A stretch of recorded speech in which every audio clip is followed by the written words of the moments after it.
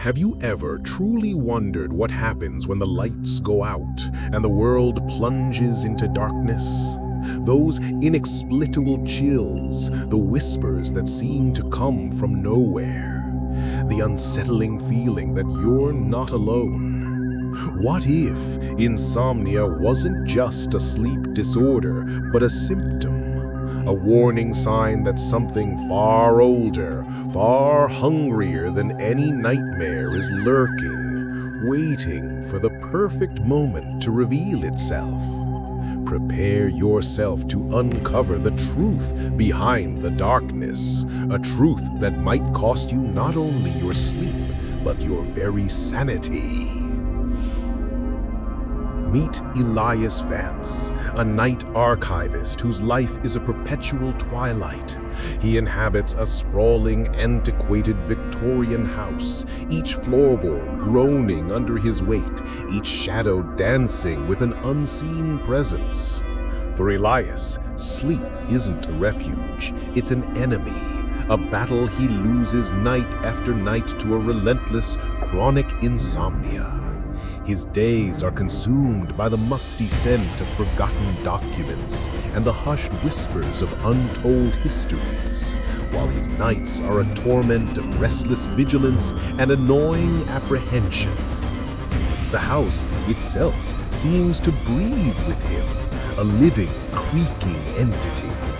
Yet, Elias, a man of logic and order, refuses to believe there's anything more to his torment than extreme exhaustion and the relentless stress of his work. But he feels it, the undeniable weight of an invisible presence, a cold draft that sweeps through rooms even on the warmest days, and the unnerving silence of the pre-dawn hours, broken only by sounds that shouldn't exist. He'd tell himself it was just the house settling, or the wind playing tricks, but deep down, a tremor of unease always remained. Elias's descent into terror truly began when his insomnia spiraled after a discovery in the archives, an ancient, indecipherable journal. Its pages, brittle and yellowed, were filled with bizarre symbols and unsettling, crude drawings that depicted contorted figures in torment.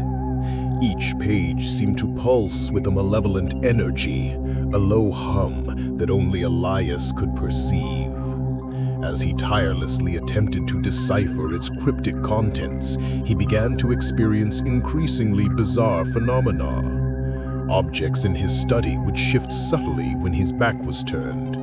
Indistinct voices, like dry leaves rustling in a forgotten corner, would whisper his name in the dead of night, so faint he'd wonder if he'd imagined them. And the constant, oppressive sensation of being watched, a phantom gaze that seemed to bore into his very soul.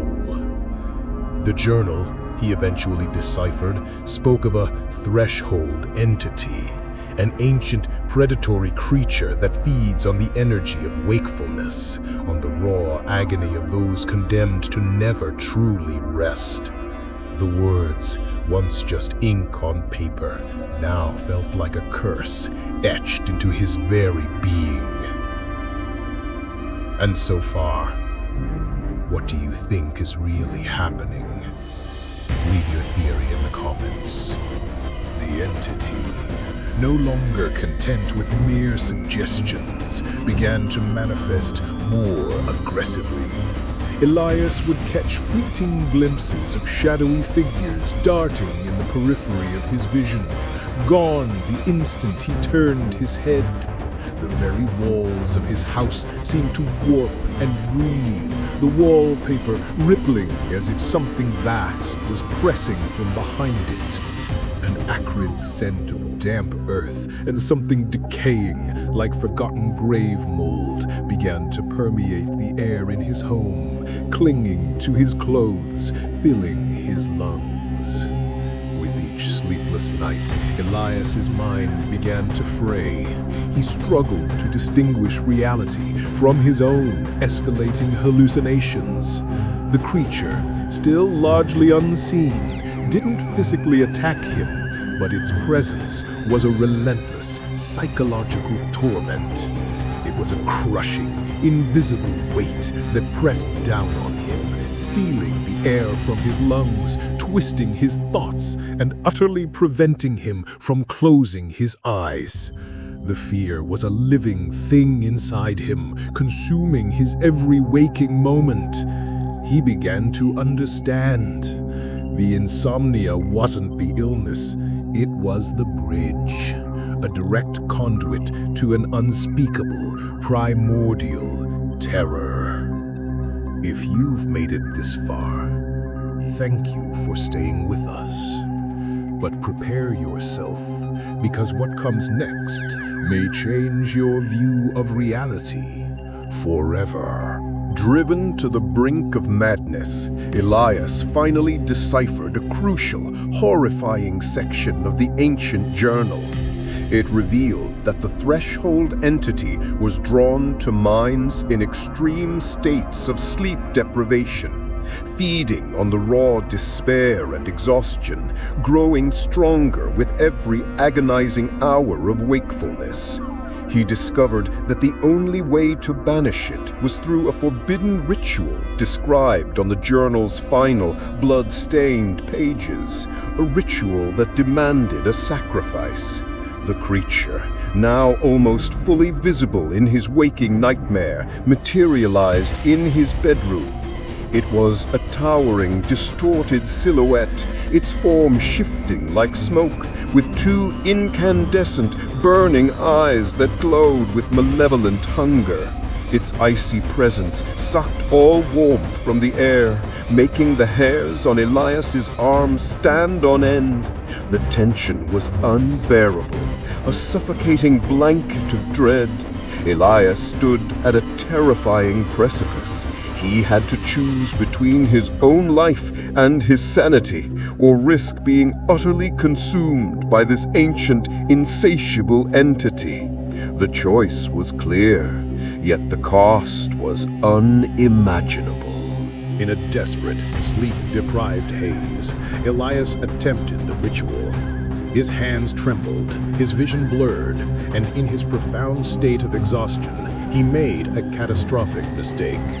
Instead of banishing the entity, he inadvertently invited it in, merging with the very creature that had tormented him. The ancient journal slipped from his nerveless fingers, falling to the floor, its pages now unsettlingly blank, as if its dark knowledge had been fully absorbed. His eyes, once wide with terror and fatigue, now gleamed with the same sinister, burning light that had emanated from the entity.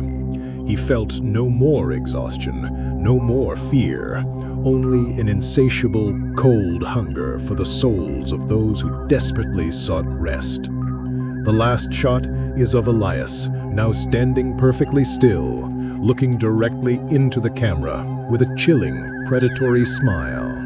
And the narration asks, do you still think insomnia is your biggest problem? Or could it be that the true terror is just beginning for those who can't sleep? Has the darkness that keeps us awake always been a mere reflection of our fears? Or is there something far more primal lurking at the very edge of our perception? Share your theories below and tell us, can you still sleep after this? Don't forget to subscribe for more stories that will make you question reality. And check out our suggested next video for more chilling doses of psychological horror.